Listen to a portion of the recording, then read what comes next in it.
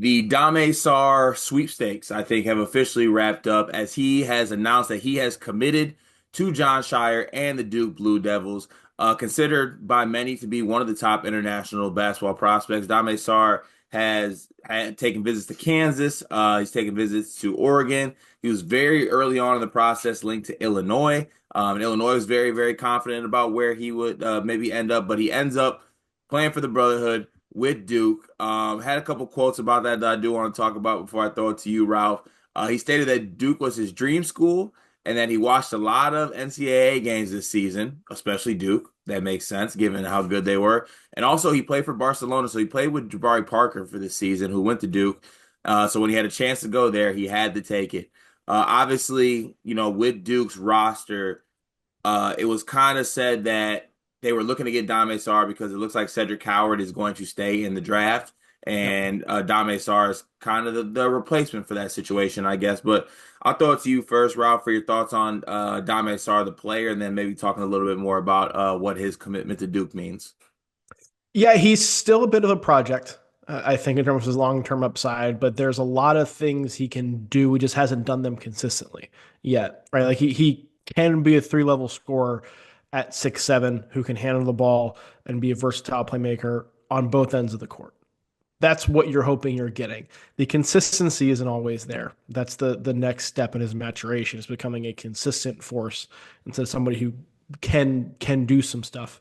But guys with that ability aren't aren't that common, which is why you become one of the top international prospects. It's why you play for Barcelona when you're a teenager, right? That's part of the deal here. I don't know the impact he'll have on Duke. I know it will be something. I don't know how much it will be. I would not be surprised if it was a little bit better of a version of what Isaiah Evans brought last year, Hmm. where there were some games where like, yeah, Isaiah Evans won them the game. There's probably going to be some games where Dame Sarr wins Duke a game. But there's probably going to be some games where he plays 10 minutes and you didn't realize he played those 10 minutes. Yeah, it's gonna be interesting because, obviously he's a 6'8" wing. So I think you can play him in a lot of different spots. And on another, flip side, I think as a positive for Duke, Dame Sarr went to the Nike Hoop Summit a couple months ago, right? Balled And out. that was contentious for him going in the first place. We can touch on that. Barcelona didn't necessarily like that, but like he was performing to a level with some of the best players in the country where we were thinking Dame is just going to go ahead and go to the NBA draft. And he was mocked in like the second round, early second round, I think, in a Mhm. lot of drafts. More so of a project, like you kind of stated, 6'8", the athleticism is there. But in a event with AJ DeBansa and Cameron Boozer and all these other star players from both United States and overseas, he was one of the better players in the game.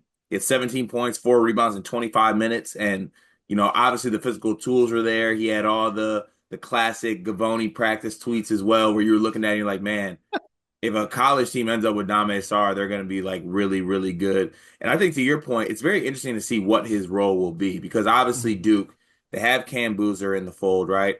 Isaiah Evans is back.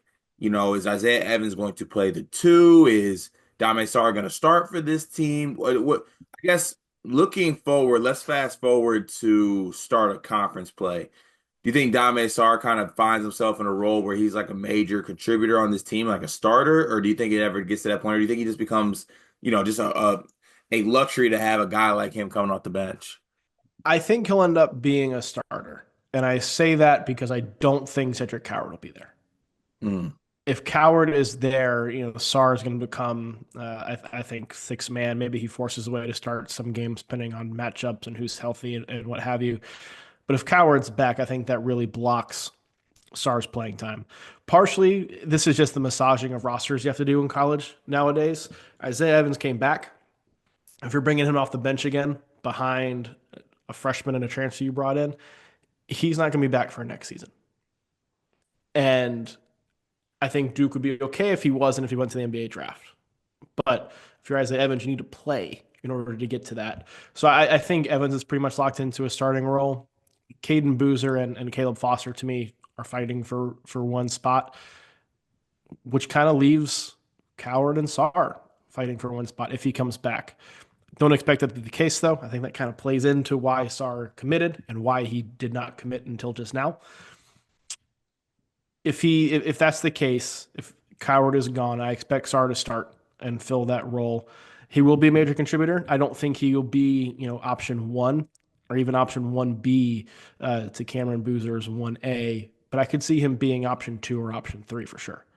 Yeah, and that could end up being one of the better option two or threes. Right. And if everything hits and everything works out, I think the one luxury for Duke though is that let's say it doesn't and it takes a little while for him to come along. You have a lot of other talent on this team. They got guys like Darren Harris back. They got Kamenia, the freshman, coming in as Yep. well, who's kind of like a 3-4 wing combo that they could probably put in that spot. So once again, John Shire just doing the thing, man. Like I feel like people make a lot of jokes at Shire's expense, but he's kind of locked down how to do this high school recruiting thing now. Like he's getting the recruits to the Brotherhood, right? They're buying into that. Yep. He's getting international prospects now. He is getting some of the best players from the portal. Like Coward was one of the best players in the portal. He got him to come, even though he might not even play at Duke. But I'm saying like everything's kind of turning up John Shire right now, it seems like. John Shire, he's entering his fourth year, right? He's been Mhm. there 3 years. He's got three number one or number two recruiting classes. I think all of them have been top two. He's made an Elite Eight and a Final Four in his first 3 years as a head coach. Yeah. You can, I understand you can rag on him because the standard for Duke is so much higher, given the fact he also took over a program that was already kind of running at full speed. He was a big reason why they got back up to full speed. If you notice or put the timelines up of when he became an assistant coach versus when the back part of Coach K's career started going really well, they line up. Yeah. They line up pretty well. I think we're gonna look back in 2 or 3 years, and he's gonna be the guy in the sport. Yeah, I think so. So I think it's trending towards that. And, to that point, I think we have conversations all the time, Ralph, in like circles we're in with like the next up coaches, right?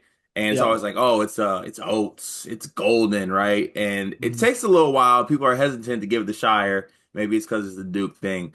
But yeah, he's doing the thing, he's staying consistent, and I think he's building the roster the way he wants to build it. I mean, once again, you're looking at a Duke lineup. We just stated the possible starting five right there. Shortest guy's gonna be what, 6'4", 6'5", and Caleb Foster. Caden Boozer is 6'4". He's the only guy on this list who is under 6'5". And Crazy, that 6'5" is Caleb Foster. Everybody else is 6'6" or taller. crazy, crazy. Great, really good ad for Duke. The last thing I want to get your comments on here because Dame Sarr gave some great, great quotes to our good friend Jeff Borzello over at ESPN, and Gavoni as well. But he said Duke is losing Con Knipple and Tyrese Proctor, who have similar playing styles as me. Now, are those the two players that you think of when you think of Dame Sarr? I don't think of them when I think of the other Yeah, than they yeah, played on the that's a same very that's a team. very interesting quote to me. I did that right. Those are two very different archetype and players there, Yeah. right? Are you kind of like a true off-ball scorer and solid defender like Knipple is, or are you somebody who's a little bit more sporadic offensively and maybe lean more defensive at the end of his career like Proctor did? Like the two two very different guys for me. I think what he's probably trying to say is that he can be an efficient off-ball shooter and defender, Yeah, but you can't mash those two together like that. yeah. I mean, at least he didn't come out and say like, I see myself as a Zion, Cam Reddish, RJ Barrett, hybrid.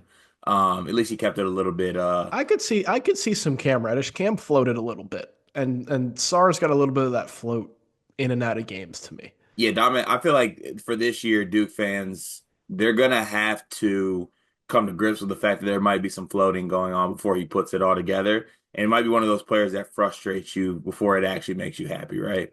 Oh, 100%. 100%. One thing I saw too, I don't know if you saw this, they announced he was coming and then they like put up a full podcast of him on like the Duke Brotherhood He's already on the podcast. Brotherhood podcast. Yeah, same day.